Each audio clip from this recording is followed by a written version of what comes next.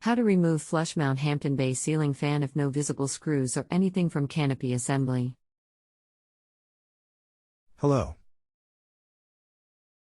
Welcome to Just Answer. Are you able to post photos here? If so, a photo of the fan, where it meets the ceiling would be helpful. Helpful. Sorry.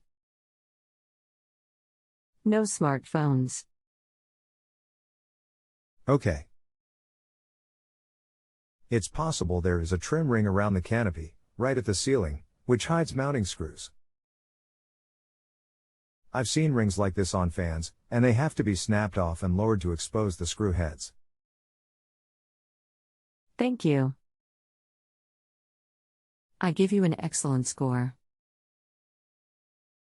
Fees below will not allow me to hit on it. I just activated the rating service.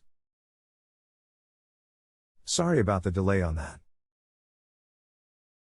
Thank you for the opportunity to help.